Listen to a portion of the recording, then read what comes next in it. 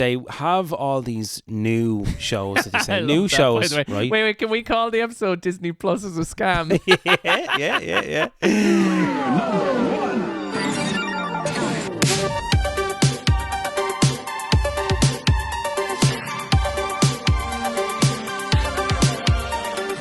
Hello all and welcome to Press Any Button to Continue. My name's Keith and I'm joined by my co-host Nisha. And today we're going to discuss all the things on our little brain that needs to be discussed in the video game world and beyond. Nisha, how is the day going? Tell me your life story. What's happening? I recently got into a new video game, Keith. You'll be glad to know, okay? Modern Gamer Ireland. I knew it well. But I have been on a journey of late. A modern gaming journey. A PlayStation 5 journey. And it is a fucking beautiful thing, man. Do tell me. All right, okay, so what are we looking at here? So I want to just give people context, right, in case we kind of repeat ourselves. So last week we recorded an episode like this and my audio didn't record. So we're re-recording a new episode, which is why we're a week late, but it's my fault. But I'm going to tell you, I started playing Star Wars Jedi Survivor, which is the sequel to Jedi Fallen Order. Did you play? Sure. Jedi Fallen Order? I played the first one, yeah, and I enjoyed it a lot. It was kind of Dark Soulsy. It was a bit like a Dark Souls game where you went from one, very Dark Soulsy actually, as far as I remember. Did you think? Yeah. Actually, one thing I noticed is... No, I mean, I would consider it a Dark Souls clone, like. Oh, really? Yeah? A Souls-like? A Souls-like, yeah, Souls-like. That's a thing? you modern gamer, retro gamer Ireland. Isn't that what people say? They call things like a roguelike and something like. Yeah, because when you die, which I did an awful lot of playing it last night, when you get back to the point where you die, you re-get like your force points, and that's the same in like Dark Souls and I guess Elden Ring. the big thing with it is like you go to your bonfire and you save, and if you do it, the enemies respawn, just like a Souls-like. Yeah. And, actually, so holy shit, that's exactly what it's like. Uh-huh. And have you played the new one? The second one that came out. No, like I really did enjoy the first one, but I was like, I had no appetite for more. Because I kind of just felt like, okay, that was like an Uncharted. It was like Uncharted mixed with Souls is like the best way to kind of look at it. Very AAA, bombastic, cinematic. That's a great way to describe it. But it's on the PlayStation Plus now, which is the reason why I got it last night. And really, really cool. Like really enjoying it. I just completely lost like 3-4 hours last night. Just gone. They were gone. Like and what was it that was captivating you? Well, I think I've been really looking forward to playing this, but I was waiting for the moment to be right for me to play it, to be in the mood. And then when I turned on my PS5 last night, I was originally going to play Elden Ring, but then this came up. I saw this came up straight away and was like, betrayal. I was like, fuck, I have to do it. I tried, so in the last episode, which is our recent episode, I was telling Keith about how I wasn't, I'm not going to say I'm not enjoying Elden Ring, but I just, it hasn't hooked me yet.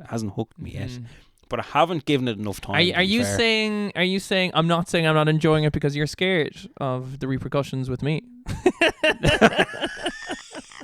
I'm not saying I don't like it. Don't hurt me. None of the game. Maybe you. I'm joking. Yeah, that's fair. I'm scared. But I loved Jedi Survivor. Or I loved playing it last night. And again, it's the first time in an awful long time that I lost hours. Where you just sit down. Yeah, and you're like, that's an incredible rare experience to have. Yeah. It doesn't happen to me. So I'm really excited. I think I'm gonna play some more of that tonight.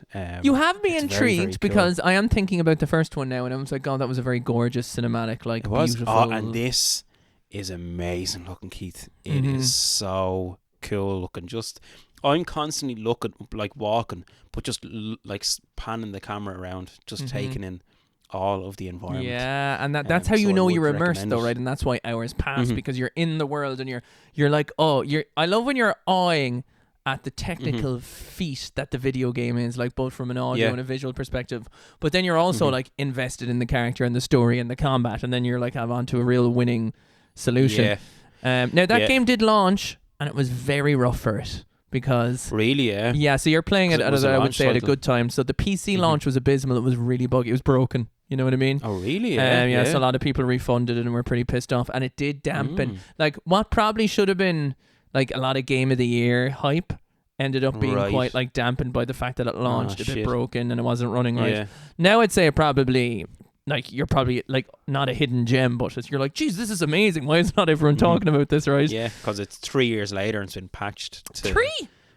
Yeah, well, 2022-ish, I think. Is it? When did the first one come out? It's fucking 2025, man.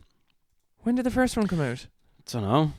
Oh my god, what's the name of the game? I have to look it up now. What's the name of the new one? The new one is called Jedi Survivor. Jedi. And the other one is called Jedi Fallen Order. Jedi Fallen Order came out. God, it was 2023. Fucking hell, 2 years ago, yeah. That's blowing my mind, man. I am scared about time at the moment, to be honest. Wait, it's going way too fast. We were watching the CRT TV that I have, right? Me and my daughter. And we were watching The Lion King on VHS, okay? And this was definitely like must have been like a second and third edition, because on the bottom of the cover of the VHS it has, you know, winner of 2 Oscars, so it obviously was not like a first edition. But at the end of the movie, after the credits, they show ads for other Disney films, and one of them was like the Aristocats, and one of them was a Little Mermaid, and it had all these collections, and it was like not available until fall 1995. Oh, and my God. Man, 30 years ago. I swear to God, I was like, hold on. Because I turned to my partner and said, that was 30 years ago. 95 was 30 years ago. Disgusting. It's like, what the fuck? Disgusting. It hit me. It actually hit me hard. I was like, holy shit. COVID really did a number on us for time reasons in your brain and stuff. Do you know what I mean? It messed up like the continuity of life. Oh man, it's funny you say that though, because I'm kind of having a bit of a breakdown at the moment, because I have I do like a YouTube series where I'll say, like, for instance, 10 years later I finally play. You know what I mean? It's just kind of like a hook line, you know, because it's like it shows that it's my first time, and it also gets people thinking about, you know, oh, this has kind of been a while since I've seen this. But now most of the videos I'm saying, like, games that I thought in my head were released like 10 years ago, 25 years ago is when they were actually released. Do you know what I mean? It's fucking crazy. It's disgusting. Like, I what did I have? I have one on like Eternal Darkness or something, and that was like 19 years ago or something. Or was it? No, it was way more. Sorry. It was like 20 odd years ago, and I was like, what the fuck? Yeah. When did the GameCube come out? 2001. Fucking hell, man. That's crazy. 24 years ago. Yeah. Man, you know what's scarier, though? You would think that the 360 was way newer than the GameCube, but it's only 4 years of a difference. Oh, my God. That is crazy. Uh-huh. It does seem like... I feel like the 360 is fairly modern. Yeah, you feel like the 360 is now, 20 years old? Yeah. 360 is officially 20 years old. 2020. It came out in 2005. We're now in 2025. That is crazy. I actually, one of my friends sent pictures into our like friends group on WhatsApp, and it was pictures of a couple of us used to rent a house together when I was like 21, 22-ish, yeah. So I am 38 next week. You're 38 next week. It's your birthday next week. Oh my God, baby. What's the party? What are we doing? I can't remember. I can't do the mathematicals. But back when it was a picture, and it was of the sitting room, and there's a CRT TV sitting on the kitchen chair, turned sideways, and an Xbox 360 with a stack of games. And I was just like zoned in on, oh my God, I can see an old console. I love seeing old photographs. Yeah. You're like, in its natural habitat. You're like David Attenborough. Like, watch as the original N64 is sitting there in its natural habitat, plugged into a CRT TV. Yeah, very cool. But man, your Eternal Darkness video was fucking brilliant. It's interesting. It's very, very cool. It was not what I expected whatsoever. No, it blew, because the last time we did this failed recording, I was telling you about it. Like, watch it just because like the game is freaking weird. Do you know what I mean? Like, you asked me what did I think it was. Yes. And I thought it was Resident Evil 4, but it is not that at all. No. See, I don't want to say too much because for a YouTube video, if anyone hasn't watched it, because it's kind of spoiled a little bit. I know, it's okay. That YouTube video is like, its algorithm is dead to the water, so it doesn't matter. Right. Okay. So it's like a mixture of... First of all, just to give concept on it, it's a GameCube exclusive. It's a GameCube exclusive game that released, and I guess like it's just one of those cult classic games that like the cover doesn't tell you anything. So anytime you would have seen it in Extravision or a shop or even in CX today, I still see the game in CX, but the cover is literally just eternal darkness in a foggy black distance. That's all you see. So you never have an idea of the character. At least the PAL version of the box is. Maybe the NTSC version, the way American versions always are a bit more bombastic. So now you can continue on. I just wanted to give like its air of like an exclusive rare GameCube game. You tell me, because it's your video, so but it's loads of it's kind of a mixture of games, isn't it? Like surprisingly, yes. Like it starts off, I guess, with what looks like a Resident Evil 2 clone, like, kind of a Resident Evil 1 clone, I suppose. You're kind of in a mansion in a house. Yeah. It's about it starts off and the voice line kills me. It's like, my name is Billy and I'm a psychiatrist, but I'm also dead. That was very good. Yeah, it kind of killed me. So it's about this guy who died and you play as his granddaughter and you're like, Grandpapa's dead, I must go see what happened. And you go into his mansion and you discover the secrets that await within the mansion and about a book. But what happens is very quickly, like you start off the game with a random scene where you're shotgunning these zombie creatures. Then you're back in the mansion trying to figure out these puzzles, and all of a sudden you find Grandpapa's secret room where he was doing his secret mythical research, and you open up a book and you find a page, and all of a sudden you're teleported into being a Roman in like some different time as Augustus Pius, and then you play as this Roman for a while. And then you come back, and so you're like playing as all these different people from different time skips and stuff. And I was like, what the fuck is happening? And when it changes time, it goes from like a modern day house to a Roman time to then you're playing as the other girl, and they're all different sceneries. It's like being in like a Mario 64 or Banjo-Kazooie, where there's different worlds and different levels. And a little bit, I didn't even think of it like that, actually. And and each character kind of is a little different. Like sometimes it's a bit Tomb Raider-y and sometimes it's a bit sword fighty. And that was now I've only played an hour or so. But you can check it out to see what you think. I've only played, I'd say, like the first hour and a half, and I've condensed it down into 20 minutes in total. I think it's just Steamy Streamers, all one word, on YouTube. You should find it. It's very cool. Yeah, so you can check it out and have a look. I'd definitely recommend it. I was playing more Alex the Kid, as I call it, the remaster. On the PS5. Yeah, but I still... So this, like, and again, I mentioned it last time on the last episode, that you can switch from... This came out on the Sega Master System, right? So it would have been, I don't know, late 80s, early 90s. And you can switch from the modern PS5 version to the Master System version by the press of a button, by R2. And that was a cool jump that you said is actually like a feature in a lot of modern games. Is that right? Or I was saying, when you're talking about the last time, and obviously I was referencing the fact that you're talking about Alex Kidd being like inbuilt into the Master System if you had like no carton or something like that. You were saying, but like the games like Tomb Raider Collection, Master Chief Collection, you press the back button on the controller and you'll instantly flick between the two graphics, so you can see the original version versus the redone version. And quite often when games that do that, when it's very seamless, you end up spending half of the time flicking back and forth, looking at every detail, nook and cranny of how they've changed it and evolved it, which is a fun part. It does take you out of the experience a little bit, because like, say for instance, you're playing that for the first time and you're playing Halo 2 Anniversary for the first time, and you're like, you keep going back and forth and it's very entertaining, but then I guess it's breaking. And sometimes the old one actually still looks better in ways, which I find that's interesting. I'm actually, like, although the new one is beautiful, I really love the art style of it. I'm playing, like, I'm only switching back to the new version to see what it looks like, but I'm playing as the retro version. But I'm looking here, Alex the Kid in Miracle World is the one that it is. Came out in 1986. That's even before I was born, man. That's like fucking 39 years ago, man. That's before Dinosaur Retro Nisha was even on the planet. That is fucking wild, man. But it's such a good game, and it's really difficult. I remember as a kid, I can remember to the furthest point that we were able to get, because we had this in my cousin's house and my friend's house. We never had it at home, and I can remember the furthest we got, and I just got past that point the other day.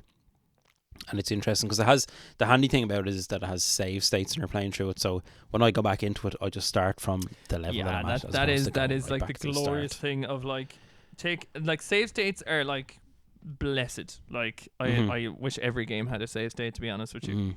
Yeah. Like I know things are hard or whatever, but like no matter what, at the end of the day, even with save states, you still kind of have to do the thing.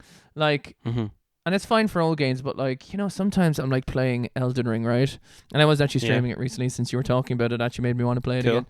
And there's a part sometimes where I have to run like a minute to get to the boss, and I'm like, I just want to do the boss again. I don't want to do the running to the boss part, you know? Like, and I just like, you know, I can do that part, you know? Yeah. But there's something I want to talk to you about. Go on.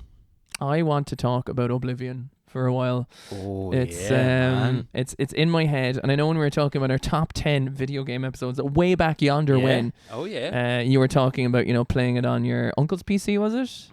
Yeah, on my uncle's PC. Yeah. And for me it was on the 360. It was my first like proper RPG that I bought with my own money, and it was like I got the special edition with the coin and everything, but I was recording and streaming some stuff for it today, and I'm just like, that game is so charming, so detailed, so insane. And here's the thing I want to talk about, right? Because I think you've experienced it both. Is I think it's better than Skyrim, and I want thoughts and opinions, because I don't know why I feel that way. I have thoughts, and I'm curious just how that sits with you.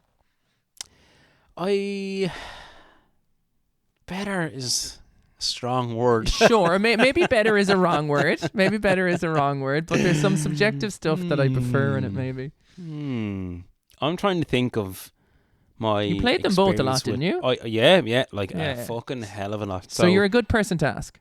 The first Oblivion... Can we call the name of this episode, Is Oblivion Better Than Skyrim?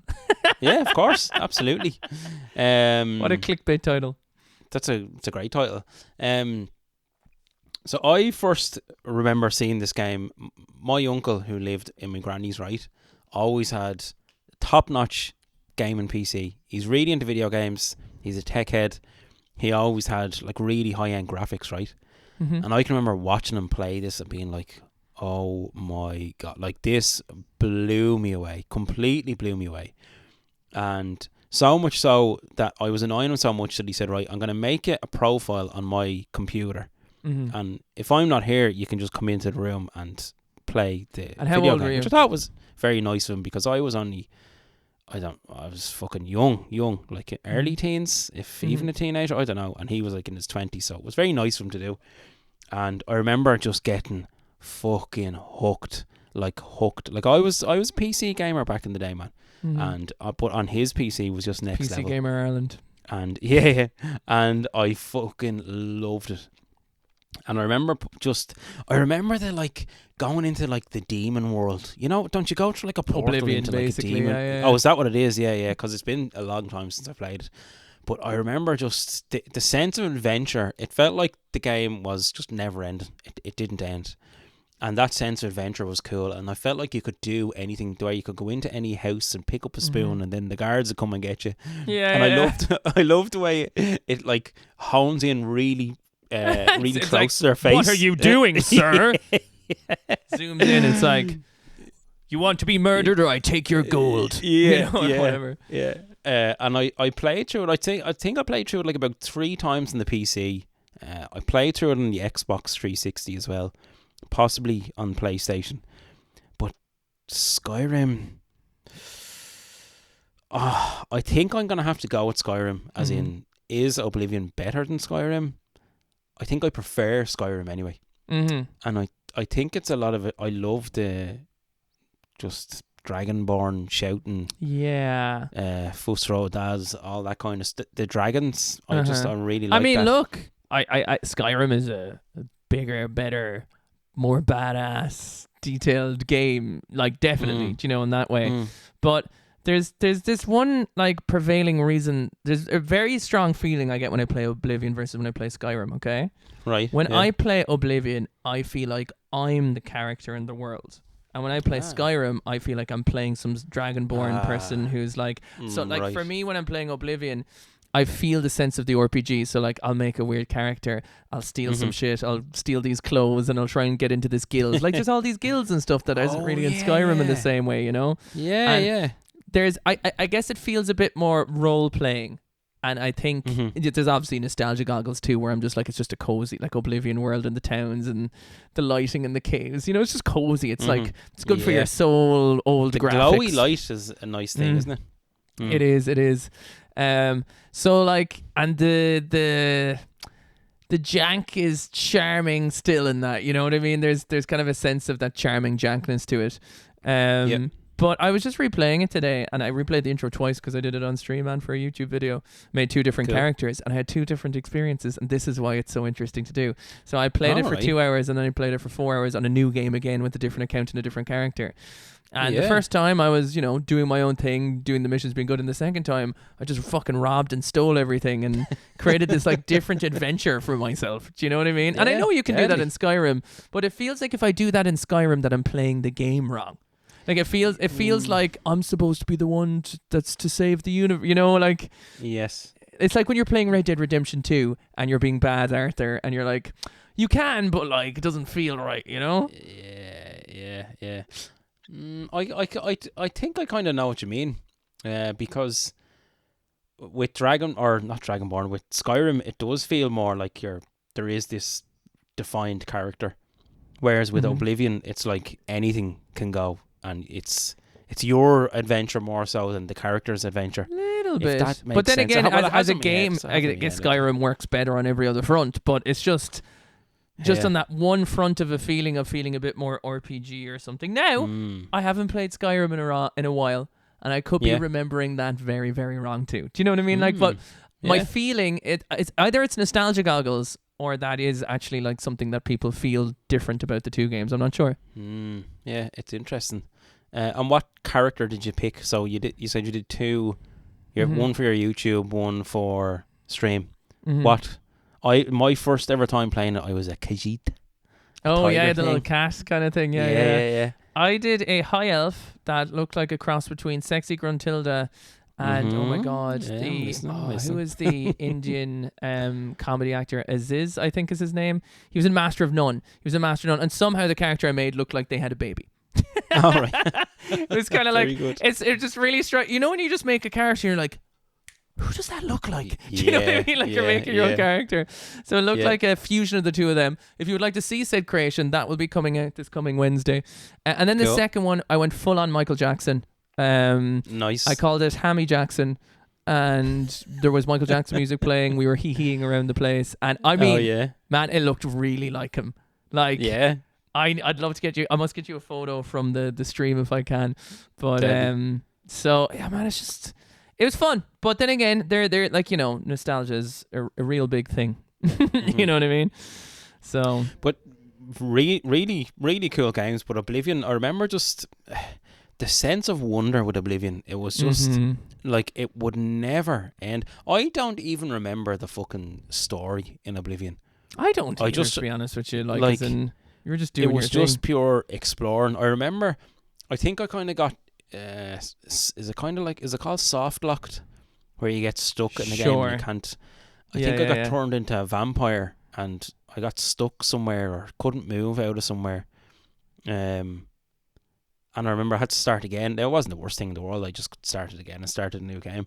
But I do remember that at one point because I didn't know what was going on. I didn't understand the mechanics of being a vampire and I couldn't look it up or anything. And I remember having to start again. And the same thing actually happened to me in Skyrim. I didn't get soft lock, but there was a glitch in the game. So I had a save file with 100 plus hours. And when I went, and anytime I went near a river or water, the game froze on me. And I ended up having to delete my 100 plus hours. Was that on the 360? It was on PlayStation 3. Oh, yeah. I don't know. I know there was like, those games are notorious for having like save breaking bugs where you just lose all your shit all the time. So, like, like, you know, and people were accepting of it back then because the games were incredible, but now people are far less accepting of it. I'm just sending you the photo there of my Michael Jackson character. Oh my god. That looks so like Michael Jackson. It's fucking crazy. Oh my god, we could put that as the photo. So this is interesting. Obviously, our podcast style at the moment, because we talked about it last time, but we didn't this time. That we wanted to do like a catch-up style, like whatever me and Nisha would just talk about. Do you know what I mean? Yeah. We wanted to have you like flies on the wall of us just hanging out and chatting about it. So this is basically like you're just listening to a voice call of us chatting. Yes. To try and get like what's our, because then we can catch up, and it's kind of a fun. It's almost like a news roundup of our lives and what we're doing. It is.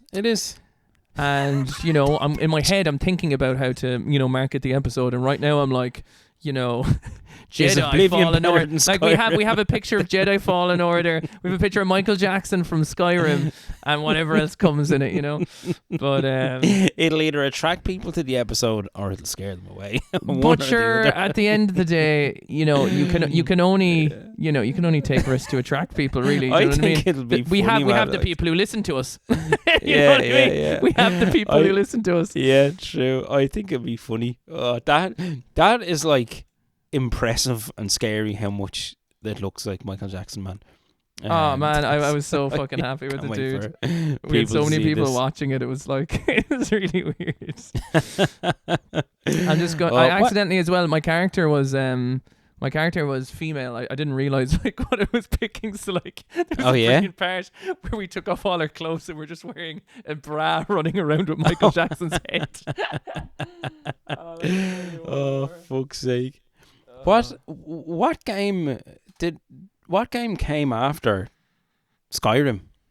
Oh, looks like Cruella de Vil there now. Yeah, it's just always that. So Skyrim is the last one. Skyrim is the newest one. No way. So we that was Elder Scrolls. So we're in 5. a bit of a GTA 6 moment here, are we? So we're waiting on Elder Scrolls 6 now. Was it Bethesda? Yeah, Xbox owns them now. So Xbox owns them and Call of Duty people, Activision and all that. But I think like Xbox looks like, more and more that we were talking about this too about like, I don't think consoles are going to be around for ever much longer. I think both PlayStation and Xbox would just make a whole lot more money and be able to survive a lot more easier if they just published their games wherever, I'm actually listening to a new audiobook and it's from the same guy who wrote Blood, Sweat and Pixels. I think I was telling you about that one. But this one's called Play Nice: The Rise, Fall and Future of Blizzard Entertainment. And they're just after talking about how they merged and became Activision Blizzard in the section of the book that I'm in.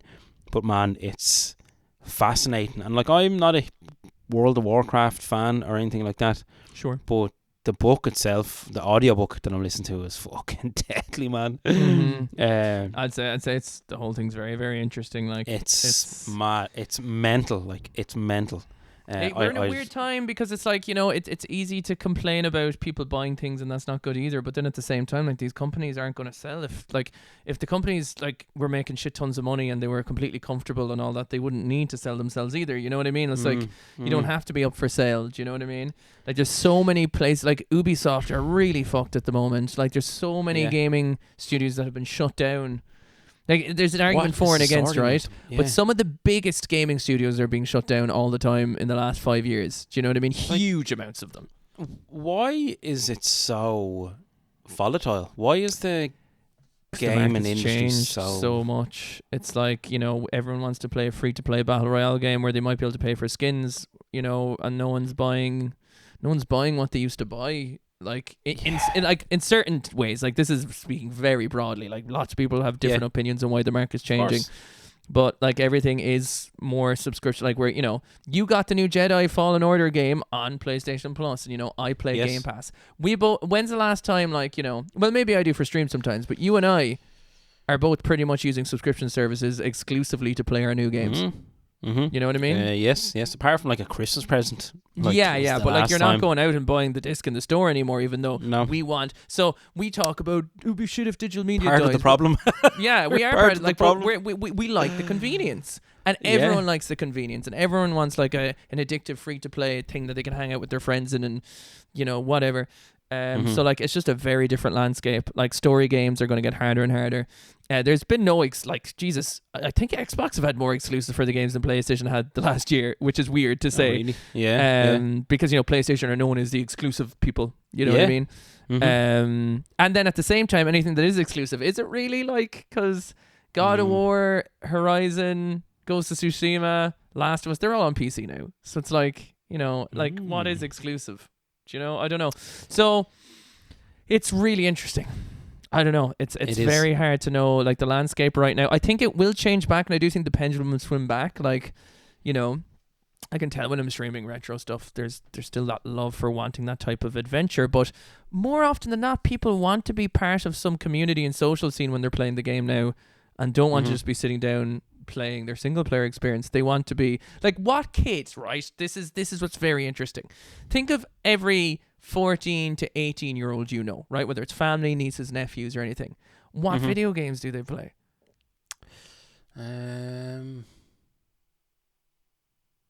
Fortnite.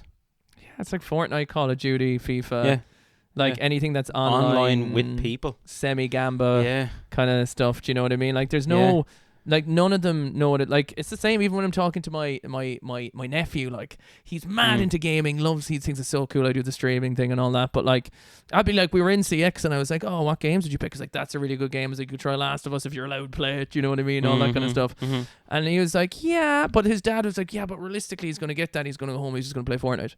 Do you know what I mean? Like, because it's like, that's the easier appealing hanging out with your friends thing, where we didn't really, like, if you want to play with your friends, they'd have to come over to your house. Do you know what I mean? Like, like play the game with you and sit there and watch you play, or you'd watch them play.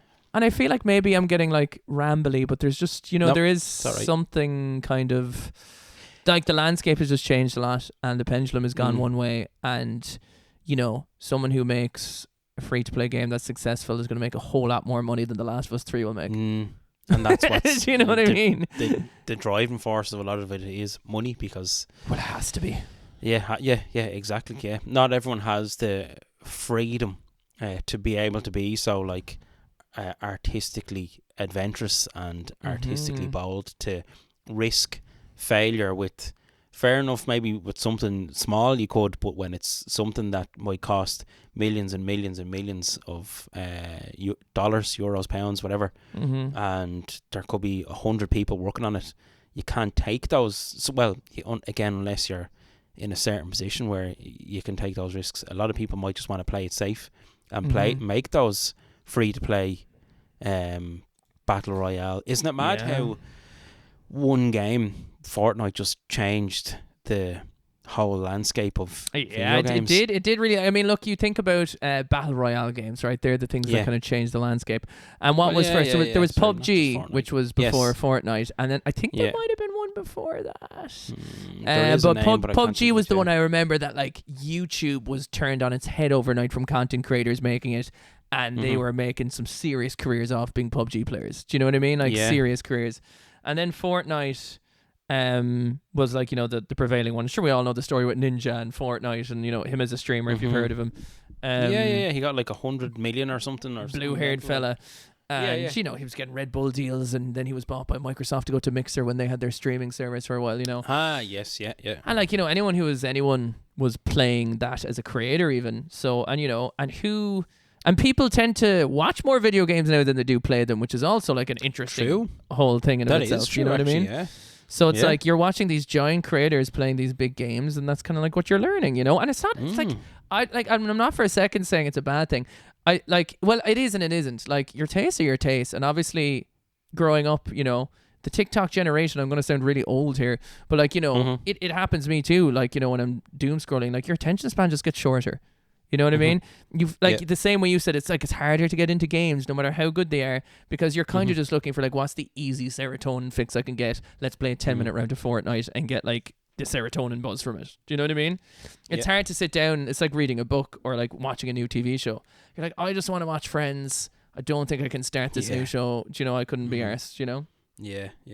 I do struggle with new TV shows and stuff, and Again, we talked about this in the last episode, that I'm very flippant with. I have to be in the right mood for things. But I totally agree. It is difficult to get into new things because everyone's attention span seems to have been kind of fucked with short form content. Mm-hmm. Even I noticed this, right? So we watched like say Disney Plus or something, right? And Disney Plus is a bit of a fucking scam, right? In what sense? Sorry, not as right. So what they do is they have all these new shows that they say new shows. Wait, can we call the episode Disney Plus is a scam? yeah. So they have these new episodes. So they have, like just Moana 2 is out, right? And they have this new 1 season, 10 episodes of Moana 2 fan videos, right? And some of them fan videos. It's literally like 40 seconds. So the full one episode is like 40 seconds. And then what is a fan video? It's literally someone just making it's literally like YouTube clips. It's is YouTube it like me doing an animation and submitting it to Disney and they put it up as like a little clip that basically made? yeah or somebody doing cosplay or somebody making arts and crafts. It's YouTube basically, that kind of stuff. Yes, that's exactly what it is. But they have it up there as a season with 10 episodes, and it's not what it fucking is when it takes 7 minutes to get through it. Like, it's not, it's bullshit. And they have, when you go into movies, right, and then you go into like animated movies, now I'm talking movies, half it is just shorts, as in like 2 minute, 3 minute, 4 minute movies. Now, they're beautiful, amazing art, but they should be in their own, I feel like they should be in their own category. As in, like shorts. It should be like literally in like, short section, like as in like, this is the TikTok of your Disney page, not where you watch the TV shows kind of thing. Yeah. But then like my kid will say, that one there, Dad, and you put it on, and then it's over, and she's like, what? It's over? What? And I'm like, that's it. That's all it was. It was a really nice animation, but that's it. Like, yeah. And it fucking annoys me. It just annoys me that they don't just put it into its own category. Mm-hmm. I think like, who is it for? Because it's not for you and it's not for your kids. So who is it for? No. Yeah. Do you know what I mean? Like, what is the demographic for that content? I think it's so they can say Disney Plus with 7,000 plus people, TV shows and episodes. One of them things, people into thinking that there's an actual Moana TV series 2 or something, and they'd pay for it, and it's bullshit. Mm-hmm. Yeah. So, do you know what's fucking worse though? Is Amazon, man. Now Amazon, when you go in there, you pay. Fucking old lads. You pay for. I know, but you pay for Amazon Prime. And now you have to pay for the movies after you've already paid for the monthly subscription. That's such a load of bollocks, man, isn't it? So shit, man. But even, do you know what I noticed, right? Here's something that I know. I watched, I think it was Double Impact, an old Jean-Claude movie, right? So last week it was free. When I went on this week, you had to pay for it. So today you'll know he watched it last week. Now you have to pay. And I've noticed that a couple of times. Movies I've watched. Wait, what are you on? Amazon Prime. So I'll watch a movie, and then the next time you have to pay for it, you have to rent it or buy it. Oh my god. Okay, let's call this episode The Downfall of Streaming Services, okay? We should actually be writing all these titles down, because you know what I'd like to do for the episode? I'd like to call the episode like Skyrim Better Than Oblivion, Is Disney Plus a Scam? 4 or 5 headlines is the episode title. Here's and then the ironic thing. Thumbnail. We could cut this episode into 20 short form clips. Oh my god! Into the algorithm. You could, because since we're talking about whatever we want now, we have short form content. You know, when people do the videos of them talking to each other, and like they have a YouTube short, be like, "Is Disney a scam?" And then that's just us talking for the 2 minutes about it. Part of the problem. Part of the problem. Part of the problem. Part of our solution to success. Press any part of the problem is. But that is very true. All we need to do though now is get ourselves into a fancy actual recording studio. Where you can pay someone like 50 quid for an hour in a studio where they record it and the video is recorded for you, and we can just cut it into 20 pieces. That'd be pretty nice. Now we need to start talking about AI to be really on point of. Yeah, that's true. Every podcast. AI's ruining AI's class though. I don't know. But tell me, have you ever seen like Lola Bunny AI? It's like bigger tits, bigger boobs. You were on your kick stream today. You were looking through nostalgic toys and stuff. Tell us some of the stuff you were looking at. Some of the crazy stuff so I'm looking at video game magazines, so I want to do a thing where I actually read out video game magazines with people, retro video game magazines. I think that'd be really fun. I think really also like your camera pointed forward at the magazine. Oh, I have I'll have to show it to you. I have I have do that as like a YouTube video, man. I have a second. So I have nice. a complete. I'm using my iPhone as a second camera on my desk, so I have a hand cam. So like, it'd be cool. Hang on, I'll grab you. Well, I think you said you saw a little bit of it. Did you? I did see some. Yeah, I was watching it earlier. Oh yeah. So you know what the kind of angle of it's like. Yeah. But I found Pokemon top cards. Okay, they're not the store. They're like the full. They're proper cardboard cards, and they're just the images of the Pokemon with the Pokédex entry on the back. Do you remember them? Oh yeah. I have a few of them. Yeah. They're worth a fortune, Nisha. Fuck off. Nisha. No, are they? Like most of the cards, even the basic ones, are worth like €3-4, right? It just has like a number and then a coloured background. Oh, because they're so hard to keep. They're worth a grade 10 on any of them is worth like over £100 for most of them. So like, I have a box of them there that is probably worth $1,000 easy. Keith. Like they're selling them ungraded on eBay, selling them now, sold for about £50 a card.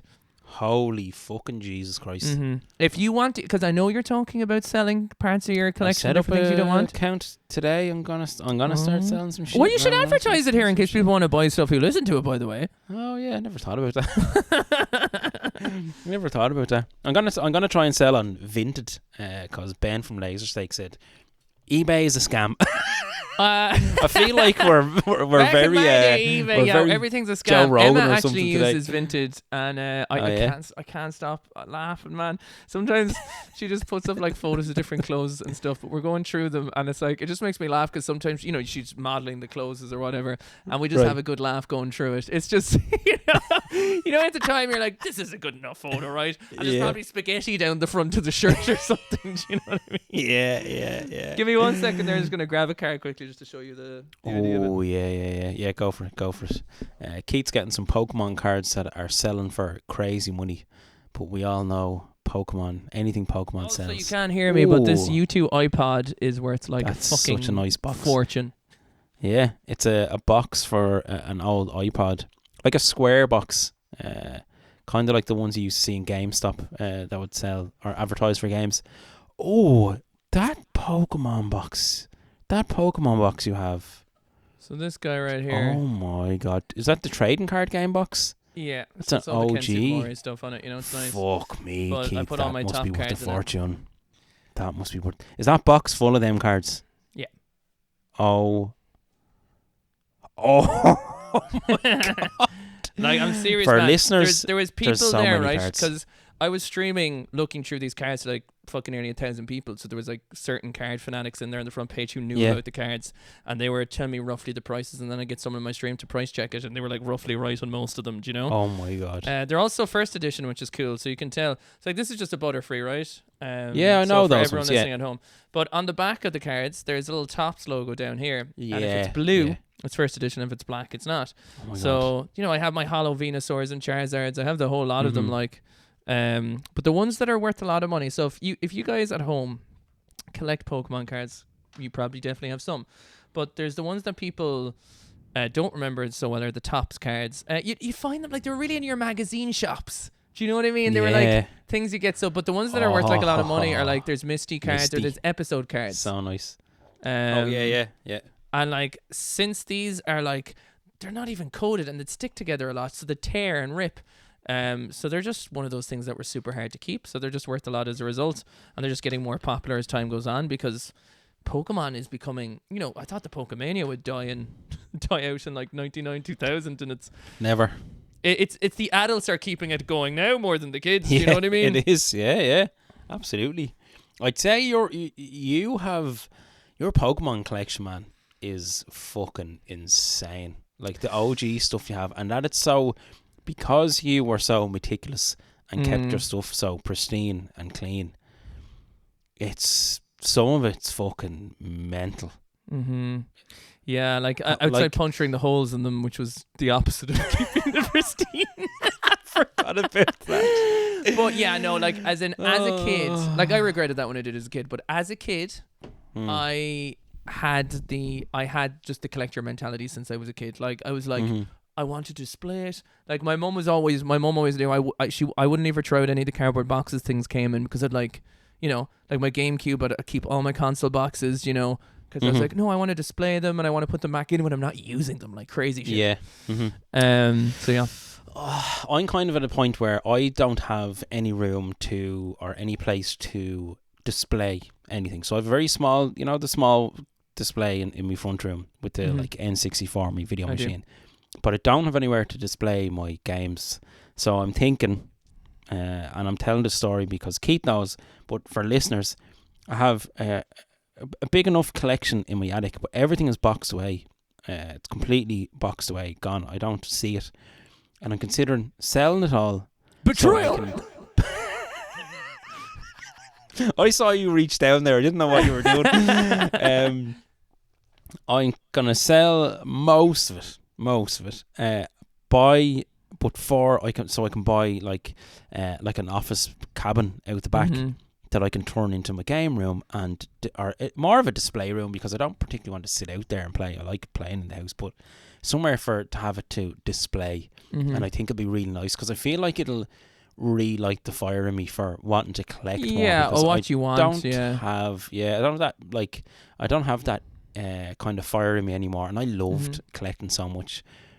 So I'm considering selling it off. And like I've a lot of stuff that I like, random stuff I found at car boot sales. Like I think I showed you that like Tomb Raider bag, like shoulder bag that I found, and it's real. Like I can't find it on eBay or anything. It's like an official Tomb Raider bag. I have like an official PS1 bag. So like rare stuff that was like not just games, like promotional material. Sure. So I think I'm going to try and sell some of that and see. I'm very curious to know how you get on, because I'm in a current situation of where I have to move soon. So, and I need to start looking at mortgages and potentially whatnot. Yeah. So, if they're like, but the way I said it on stream the other day, right, is I was like, look, don't get me wrong. Pokemon cards and everything, they're like childhood photos to me. Do you know what I mean? I do, in a way, would like to keep them. But if a piece of cardboard is worth £1,000, you can have it. You know what I mean? Because beggars can't be choosers either. Do you know what I mean? So I'm the same, man. Yeah.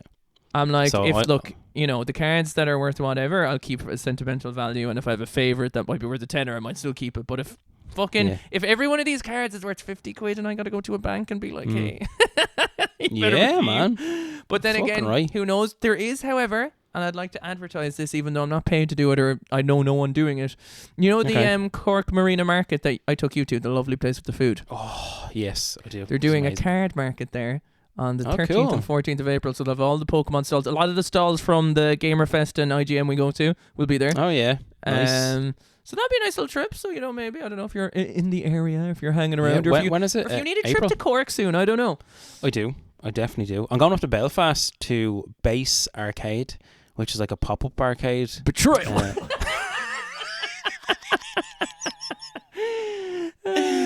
But I'm looking forward to coming down to Cork, because I have to come down. It's been a long time. So maybe we'll try and go for that, because that'd be cool. Buy loads more Dragon Ball cards as well. Why not? Well, here's the new thing I'm doing at the moment as well. Go on. Well, this kind of started over the last day or two, but I bought Pokemon packs to rip on stream, basically in the same way, with the double camera, and it's been really fun. But now I'm doing 5 subs, I rip a pack. So basically I buy a pack, get 4 subs back, put 1 sub back to buying another pack, so it's like a continuous kind of reward system, and it's really, really fun. Nice. People are really into it, because it's like, it makes it more exciting for me, it makes it more exciting for them. There's people who are like, oh, that's actually a really cool one, and you're learning while you're doing it. It's like you have people who can tell you about it as you go. So that's been really cool. Fun. Yeah, it's been really fun. And you could kind of strike it big with like a really cool card, couldn't you? And then I'm like, you can buy this off me for, like, people have already offered me money for my stuff. Do you know Serious, what I mean? Yeah. It's mad, isn't it, when people like but I'd say there's people out there who have pulled like insane cards, but they might have just bought, like, I could buy a Pokemon card pack like flippantly and just open it and then just give them to my 3-year-old who just rips them and folds them up and fucks. And I'm like, it could be like a fucking Charizard. It's my dream one day to find out, that, like, I don't know, let's say I become a cleaner, right? Knows what I'll end up doing with my life. And let's say, like, I'm cleaning some old granny's house, and I go up into her attic and I find a whole box of unopened fucking Pokemon boxes from a store that her son ran in '99, and I'll just go down and I'll hit her over the head with a baseball bat and I'll just drag all the cards out and I'll make my fortune. Ring me straight away. I will. Get rid of the body. Yeah. It's like, that's the thing. Hey Siri, how do I get rid of a body? And then we're on America's Dumbest Criminal. She just answered it. She just said I don't have an answer for that. Oh no, you're fucked. You are fucked. The FBI are kicking in your door, man. So hard. Oh, that is brilliant. This episode is sponsored by NordVPN. Do you need to make sure that the guards don't know where you're at a moment's time when you're looking to dispose of a body? This episode should be called How to Dispose of a Body. Is Skyrim better than Oblivion / How to Dispose of a Body? / Why Disney Plus is a scam. I'm actually excited for this type of format because I think it would be really funny to actually, because you know what's the crazy thing about this format is it actually does offer a lot of solutions to do a lot of shorts on the Instagram channel where it can just be taken, you know, like, because we're talking about 20 different things all in 2 minute segments. Do you know what I mean? So it works quite well. Yeah. I've quite enjoyed it. It's felt like there's been a really nice flow. It's a bit more because we did record an episode. My audio didn't work, so we're kind of rejigging that. But I've quite enjoyed the flow of it. And I think it'll be cool to keep going because you don't know what you're going to talk about. And I feel like I know people have joked about us being rambly in the past, but I quite like that kind of thing. And we can come into it. It's off the leash. But I think, well, the idea is we'll come into each episode with a couple of ideas of topics and kind of I didn't have anything see today. What we hit. I had nothing to talk about today. Well, I just talked about because my week is taken up with playing video games and stuff anyway, so it's just like it's easy for me to slot into that, you know? Yeah, true. And I'm always keeping abreast of the news of video games and whatnot. Nice. So I think you're going to have to go on the run because I'm fairly sure the guards are on their way after you've asked Siri how to hide. Here, fuck off, lads. It's fine here. Hi, sure, look, sure, listen. She had it coming and I'll pay you off in Pokemon cards. It's, you know what it is? It's like the guards in Oblivion when it zooms into their face. They're just outside my window. Sir, you must pay your fine or I'll take you to jail. It's like I offer him 3 Pokemon cards and he's good to go. Be like, oh man, I think before we go, I remember when we were at the last time me and you were at Gamerfest and there was people selling cards and I went over and said they had like 3 original Pokemon decks. Like booster packs, Gen 1 booster packs, and I was like, how much are they? And your one was like, well, this one's $295, this one is $495, and this one is $695. And I was like, oh, $295, $495, it's like 15 quid. I was like, oh yeah, sure, I'll take 3 of them. And she was like, what? Really? And I could see the look on her face. And I was like, yeah, so what, €15 or something? And she was like, no, that's 100. And I was like, oh shit. I was like, fucking hell. And that's what they go for. Like, I was like, but it was so funny because I got embarrassed. She nearly had a heart attack, but it was a very funny story. Do you ever watch, there's, I don't know if you scroll through YouTube, but before we finish up, there's, should I open it or should I keep it sealed? It's a show where a guy has like, you know, like all sealed collection stuff and everything's worth more sealed, more or less, right? There could be a chase card in it, but you could be taking, so you know those €300 Pokemon packs? Yes, there's a chance that you get a €60,000 charge in it, but more than likely the pack will actually just be worth 20 quid by the time you open it because it's just a ghastly and a Rattata thing, right? Okay. So the sealed value is 500. More than likely, if you open it, it's probably 20 quid, and if you manage to get a hit, it could be worth so much more. Yes. Yeah. But you know, it's a huge risk. Like you'd be buying it to keep it sealed, really, and probably resell it in another 10 years to see if you can get more off that. You know. Yeah. But that's a dick. That's a dick. That's a dick. There's a dick. Anyway, guys, that's been a dick, and we hope to catch you next week. Dick.